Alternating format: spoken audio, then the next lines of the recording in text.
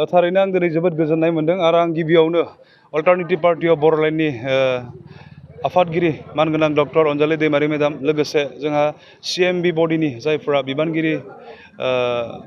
बिबानगिरिफोर आरो लोगोसे alternative party of बर'लेण्डनि हाइकमान्डनि बिथोनफोरखौ फालिनानै बा बिथोनफोरखौ लानानै जोंनि जिल्लाफोराव दावबायफैनानै दिनै जोंखौ बिजाथि महरै फोसावबाय।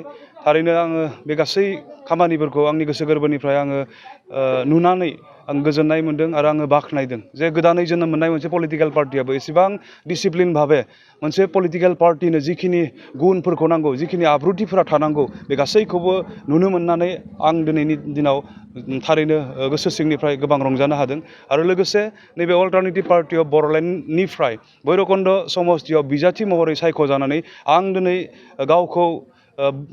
गावखौ बिराद गोदोर मोनसे बिबान मोननाय बायदि आं मोनदों। मानोना दिनै बे बिजाथि सायख'जानाया गोरलै बाथ्रा नङा, जोंनो बिबानसो होदों। बे बिबाना मा?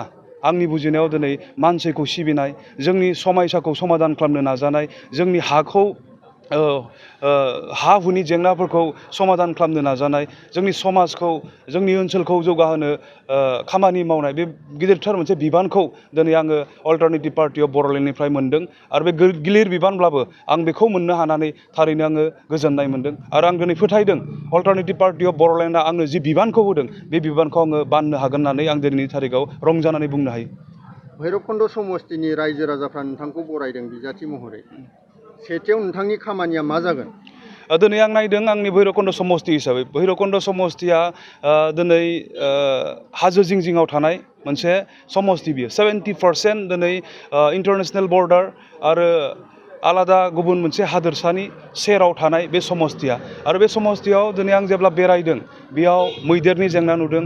जेब्ला आं बेरायदों बेयाव 100 बोसोर जाबोनाय बा 80 बोसोर जाबोनाय जायगाफोरनि हा हुनि समयसाया दिनैसिमबो जोबाखै आरो गोबां जायगायाव गोग्गो दै लोंनायनि गोबां समयसाफोरखौ दिनै आं नुनो मोनदों आरो आं सानदों दिनै बेफोरबायदि खामानिखौनो जोङो मावग्रोनो गोनां होननानै सानगोन। APB हिसाबैबो आरो आं सासे बिजाथि हिसाबै देरहानायनि उनाव आंनि गिबि खेब मावनो गोनां खामानिया बेफोरनो जागोन होननानै आं सानदों आरो आं दिनै नुदों जोंनि बे भैरबकुन्द समस्तियाव जोंहा गोबांथार मा होनना बुंगोन थांना थानायनि राहा लामाफोर दङ।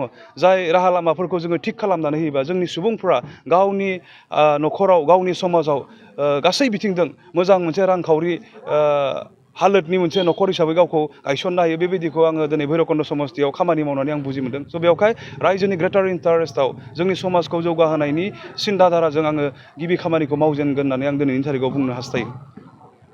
भुटान हाजो सेर सेराव हानि जेंनाया नुजाबाय थादों। नोंथाङा मा बुंगोन बे समाव रायजो राजाखौ? थारैनो जोङो बोरैबा नायोब्ला खाफाल गाज्रि दिनै जोङो BTC आव 20टा गभर्नमेन्ट जों मोनबोबाय, 20 बोसोर जोङो सरकार नुबोबाय।